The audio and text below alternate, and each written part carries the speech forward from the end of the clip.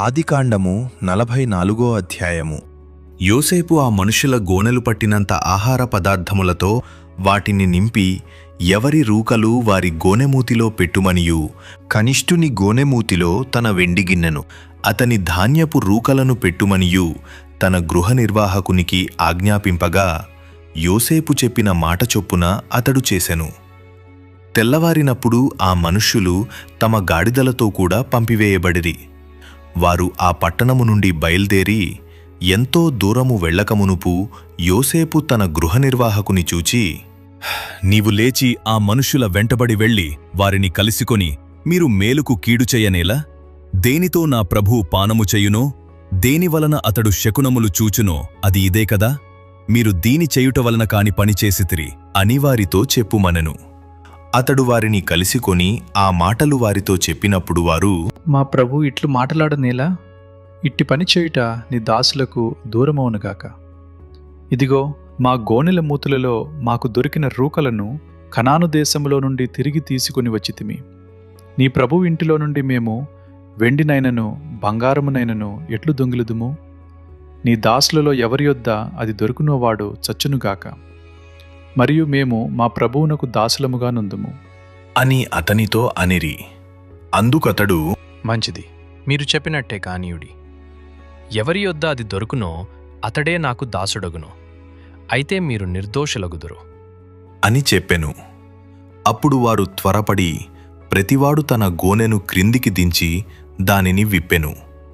అతడు పెద్దవాడు మొదలుకొని చిన్నవాని వరకు వారిని సోదా చూడగా ఆ గిన్నె బెన్యామీను గోనెలో దొరికెను. కావున వారు తమ బట్టలు చింపుకొని ప్రతివాడు తన గాడిద మీద గోనెలు ఎక్కించుకొని తిరిగి పట్టణమునకు వచ్చిరి. అప్పుడు యూదాయును అతని సహోదరులను యోసేపు ఇంటికి వచ్చిరి. అతడింకా అక్కడనే ఉండెను గనుక వారు అతని ఎదుట నేలను సాగిలపడిరి. అప్పుడు యోసేపు, మీరు చేసిన ఈ పని ఏమిటి? నా వంటి మనుష్యుడు శకునము చూచి తెలిసికొనునని మీకు తెలియదా? అని వారితో అనగా, యూదా ఇట్లనెను, ఏలిన వారితో ఏమి చెప్పగలము? ఏమందుము? మేము నిర్దోషులమని ఎట్లు కనుపరచగలము? దేవుడే నీ దాసుల నేరము కనుగొనెను. ఇదిగో, మేమును ఎవని యొద్ద ఆ గిన్నె దొరికినో వాడును ఏలిన వారికి దాసుల మగుదుము అనెను. అందుకతడు, అట్లు చేయుట నాకు దూరమవునుగాక. ఎవని చేతిలో ఆ గిన్నె దొరికినో వాడే నాకు దాసుడుగా నుండును. మీరు మీ తండ్రి యొద్దకు సమాధానముగా వెళ్ళుడి అని చెప్పగా, యూదా అతని సమీపించి, ఏలినవాడా, ఒక మనవి, ఒక మాట ఏలిన వారితో తమ దాసుని చెప్పుకొనునిమ్ము. తమ కోపము తమ దాసుని మీద రవులుకొననీయకుము. తమరు ఫరో అంతవారుగదా. ఏలినవాడు మీకు తండ్రి అయినను సహోదరుడైనను ఉన్నాడా అని తమ దాసులనడిగెను. అందుకు మేము, మాకు ముసలివాడైన తండ్రియు అతని ముసలితనమున పుట్టిన యొక్క చిన్నవాడును ఉన్నారు. వాని సహోదరుడు చనిపోయెను. వాని తల్లికి వాడొక్కడే మిగిలియున్నాడు. వాని తండ్రి వానిని ప్రేమించుచున్నాడని చెప్పితిమి. అప్పుడు తమరు, నేనతని చూచుటకు అతని నా యొద్దకు తీసుకుని రండని తమ దాసులతో చెప్పితిరి. అందుకు మేము, ఆ చిన్నవాడు తన తండ్రిని విడువలేడు. వాడు తన తండ్రిని విడిచిన ఎడల వాని తండ్రి చనిపోవునని ఏలినవారితో చెప్పితిమి. అందుకు తమరు, మీ తమ్ముడు మీతో రాని ఎడల మీరు మరల నా ముఖము చూడకూడదని తమ దాసులతో చెప్పితిరి.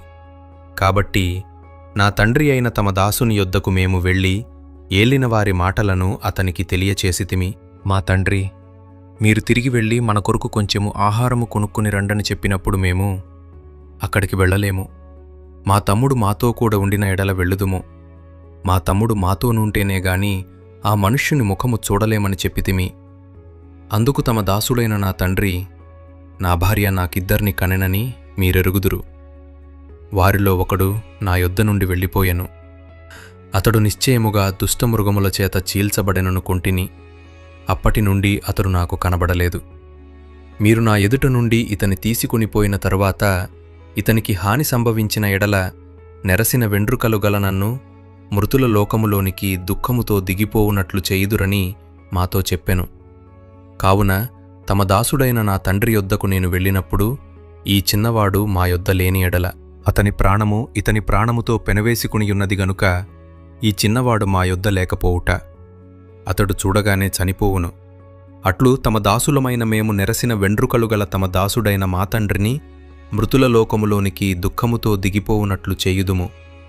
తమ దాసుడనైన నేను ఈ చిన్నవానిని గూర్చి నా తండ్రికి పూటపడి, నీ యొద్దకు నేనతని తీసుకుని రాని ఎడల నా తండ్రి దృష్టియందు ఆ నింద నా మీద ఎల్లప్పుడూ ఉండునని చెప్పితిని. కాబట్టి తమ దాసుడనైన నన్ను ఈ చిన్నవానికి ప్రతిగా ఏలినవారికి దాసునిగా నుండనిచ్చి ఈ చిన్నవాని తన సహోదరులతో వెళ్ళనిమ్ము. ఈ చిన్నవాడు నాతో కూడా లేని ఎడల నా తండ్రి యొద్దకు నేనెట్లు వెళ్ళగలను? వెళ్ళిన ఎడల నా తండ్రికి వచ్చు అపాయము చూడవలసి వచ్చును అని చెప్పెను.